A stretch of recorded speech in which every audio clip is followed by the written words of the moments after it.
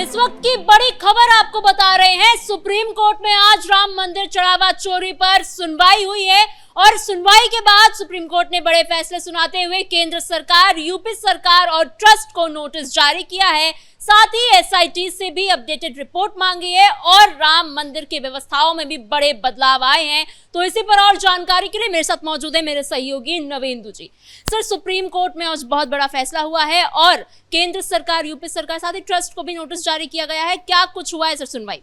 देखिए, chief justice की अगुवाई में सुनवाई हो रही थी। जस्टिस बागची भी थे और वी मोहन भी उनके साथ थे और विपक्षी दल जो बड़े बड़े सपने देख रहा था, आज वो चकनाचूर हो गया, क्योंकि राम मंदिर पर पहले सुनवाई से सुप्रीम कोर्ट ने फौरन इनकार किया था। उसके बाद मामला हाईकोर्ट पहुंचा था, सीबीआई जांच की मांग की गई थी, उसे भी खारिज कर दिया गया था। यानी एसआईटी की जो जांच चल रही है, पहले उस पर हाईकोर्ट की मुहर लग गई और अब सुप्रीम कोर्ट की मुहर लग गई।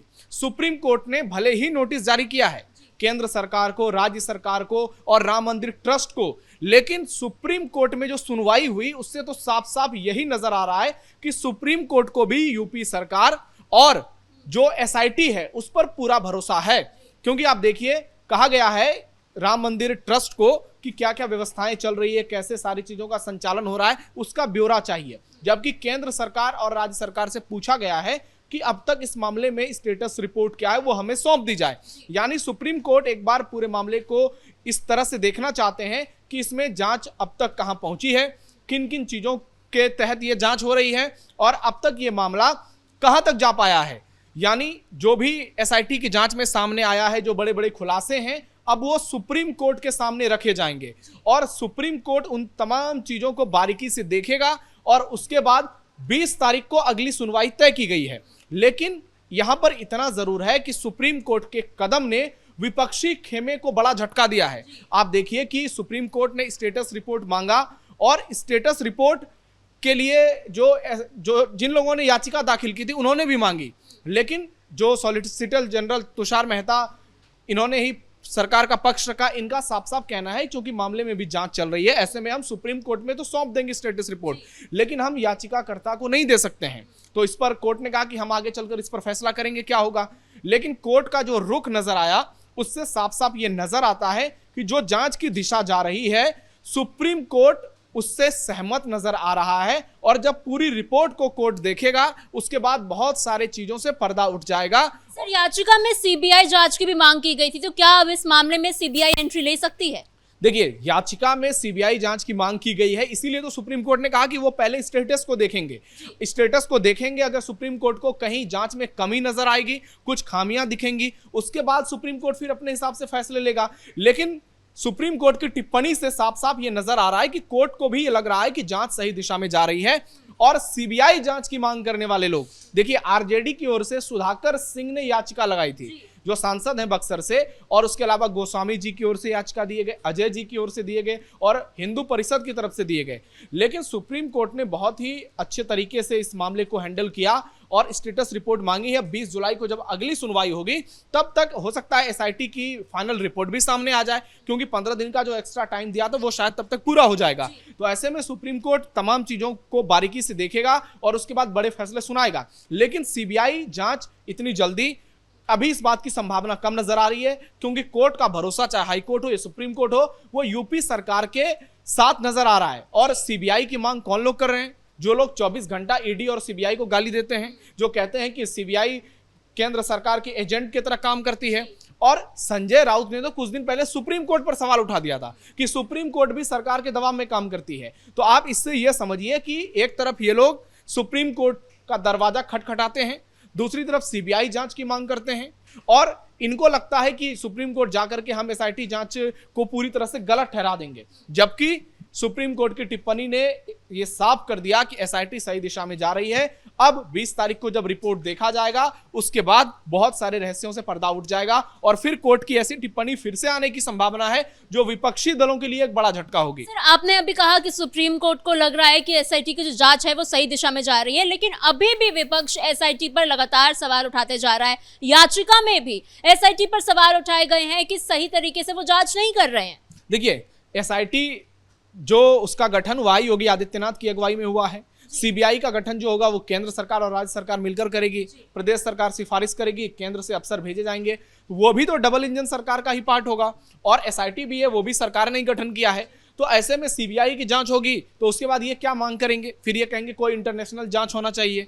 तो ऐसे में सवाल ये उठता है कि विपक्ष इस मामले को कहां ले जाना चाहता है, विपक्ष के जहन में चल क्या रहा है, विपक्ष की राजनीति कहां जा रही है। तो इसका साफ साफ संकेत मिल रहा है कि विपक्ष जिस तरीके से इस मामले को डाइवर्ट करने की कोशिश कर रहा है उस पर तगड़ा झटका लगा है, पहले हाई कोर्ट से और अब सुप्रीम कोर्ट से। और विपक्ष को एक भी ऐसा लूपहोल नहीं मिला है जिसको लेकर के वो बड़ा मुद्दा बनाए और मैदान में जाए और लोगों को बताए कि सरकार जो है पूरी तरह से फेल हो गई है। हालांकि वो बार बार ऐसी बातें दोहरा रहे हैं, लेकिन वो चाहते हैं कि उनको कोई कानूनी आधार ऐसा मिले जो कि फिलहाल मिलता हुआ नजर नहीं आ रहा है। और यहां पर पलड़ा जो है वो एसआईटी रिपोर्ट का भारी नजर आ रहा है, क्योंकि आप देखिए इसी एसआईटी ने इतनी जल्दी चोरों को बेनकाब कर दिया। अब देखिए जो 40 लोग मंदिर में काउंटिंग में मौजूद थे, अब व्यवस्थाओं में आपने परिवर्तन का भी जिक्र किया था। तो सुप्रीम कोर्ट इन चीजों को भी देख रहा है कि कैसे राम मंदिर में चोरी के बाद फैसले धीरे धीरे लिए जा रहे हैं और 40 की जगह पे अब सिर्फ 10 आदमी काउंटिंग करते हैं, क्योंकि 6 जेल जा चुके हैं और 24 ने अपनी मर्जी से आना बंद कर दिया है। उसके बाद पार्किंग से लेकर लॉकर और प्रसाद वितरण तमाम चीजों की व्यवस्थाएं बदली गई है। जो पहले बायोमेट्रिक की व्यवस्थाएं थी, वित्तीय लेन देन का मामला था, वो पूरी तरह से पारदर्शी बनाया गया है। चाहे वीवीआईपी पास की बात की जाए या मंदिर में दूसरी चीजों की मैनेजमेंट की बात की जाए, यहां पर राम मंदिर ट्रस्ट एक बार फिर से भरोसे पर खरा उतरता हुआ नजर आ रहा है। दूसरी ओर सॉलिसिटर जनरल तुषार मेहता ने यह भी कहा कि राम मंदिर को जो नोटिस दिया गया है उस पर माननीय सर्वोच्च न्यायालय को विचार करना चाहिए, अगर संभव हो तो वापस लिया जाए। तो सुप्रीम कोर्ट ने कहा कि हम इस पर आगे विचार करेंगे क्या कुछ होगा। तो राम मंदिर ट्रस्ट वाकई में बदलाव कर रहा है, जिसकी मांग राम भक्त कर रहे हैं। और सुप्रीम कोर्ट को भी इस बात का एहसास हो रहा है कि जिस दिशा में जांच जा रही है, सरकार का एक्शन जा रहा है और मंदिर प्रशासन जो व्यवस्थाओं को बना रहा है, अभी तक उसमें लूप होल्स की संभावना कम नजर आ रही है। और विपक्षी दलों का काम ही है राजनीति करना, तो ये लोग इसी तरह से मुद्दा बनाएंगे और आगे चलकर फिर से घेरेंगे। लेकिन फिलहाल इस मामले में विपक्ष को झटका लगता हुआ नजर आ रहा है और इससे साफ साफ ये समझ में आ रहा है कि जिस षड्यंत्र साजिश को लेकर ये देश के सुप्रीम कोर्ट में पहुंचे थे, वहां इनको जोरदार झटका लगा है। सर, लेकिन इसी बीच एसआईटी की जो जांच चल रही थी, तो एसआईटी ने धर्म सेना के प्रमुख संतोष दुबे से भी पूछताछ की। तो उन्होंने कहा कि मेरे पास कुछ दस्तावेज हैं, कुछ सबूत है और वो मैं पेश करना चाहता हूं एसआईटी के सामने। और उन्होंने चंपत राय पर भी बड़ा आरोप लगाया है। तो क्या ऐसा मान लिया जाए कि अब चंपत राय की भी मुश्किलें बढ़ने वाली हैं, उन पर भी शिकंजा कसता हुआ नजर आ रहा है? देखिए, मुश्किलें तो पहले से बढ़ी हुई हैं और संतोष दुबे कोई पहली बार सामने नहीं आए हैं, वो अभी 10-15 दिन पहले भी सामने आए थे और बहुत सारी बड़ी बड़ी बातें भी की थी। लेकिन आप ये देखिए कि चंपत राय पर आरोप जरूर लगे हैं, लेकिन क्या वो आरोप अनिल मिश्रा जैसे हैं, क्या वो आरोप उन 8 चोरों के जैसे हैं? तो उसका जवाब मिलता है नहीं। चंपत राय सवालों के घेरे में है, नो डाउट, लेकिन सीधे तौर पर चंपत राय की संलिप्तता यहां पर नजर नहीं आ रही है और यही कारण है कि अभी तक उन पर एफआईआर नहीं हुई है।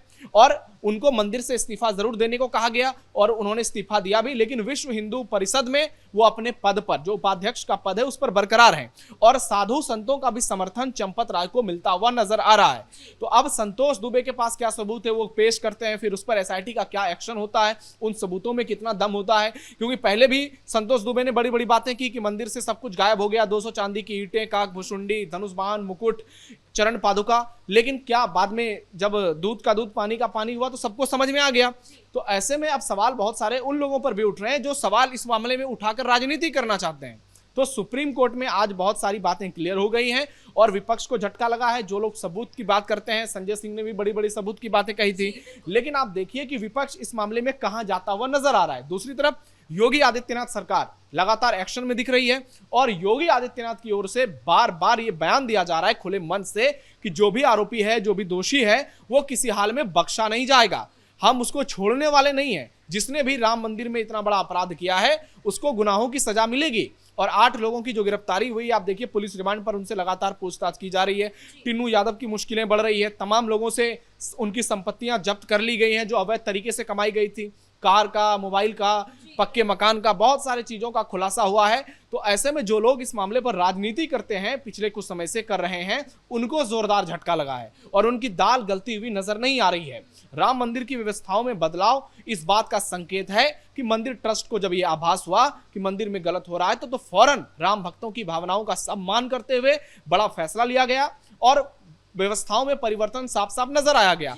जो लोग इसमें आरोपी बनाए गए, जिन लोगों पर बाहर से आरोप लगाए जा रहे हैं, उनको पूरी तरह से दरकिनार कर दिया गया। तो इससे बहुत सारी चीजें क्लियर हो जाती हैं। एक तो विपक्ष की जो ये साजिश है, जो घटिया राजनीति है, दूसरा योगी सरकार जिस तरीके से मामले को लेकर आगे बढ़ रही है, एसआईटी का जो जांच हो रहा है, सुप्रीम कोर्ट का जो भरोसा नजर आया है, इससे पहले हाई कोर्ट का जो भरोसा नजर आया है, उसने बहुत सारी चीजों से पर्दा उठा दिया है और राम भक्तों को यह भरोसा दे दिया है कि राम भक्तों के साथ अन्याय नहीं होगा। आने वाले दिनों में बहुत सारी चीजें फिर से क्लियर हो जाएंगी। जी सर, इन तमाम जानकारियों के लिए धन्यवाद। कुल मिलाकर राम मंदिर चढ़ावा चोरी पर आज सुप्रीम कोर्ट में जो सुनवाई हुई, उसके बाद यूपी और केंद्र सरकार और साथ ही ट्रस्ट को भी नोटिस जारी किया गया है। एसआईटी की रिपोर्ट की मांग भी की गई है सुप्रीम कोर्ट की तरफ से और अब अगली सुनवाई 20 जुलाई को होने वाली है। देखना यह होगा कि अगली सुनवाई में क्या कुछ नजर आता है, क्या कुछ फैसला सुप्रीम कोर्ट सुनाता है। इसी के साथ फिलहाल इस ब्रेकिंग में इतना ही। कैमरा पर्सन अशोक भारद्वाज के साथ मैं समीक्षा तिवारी, कैपिटल टीवी उत्तर प्रदेश।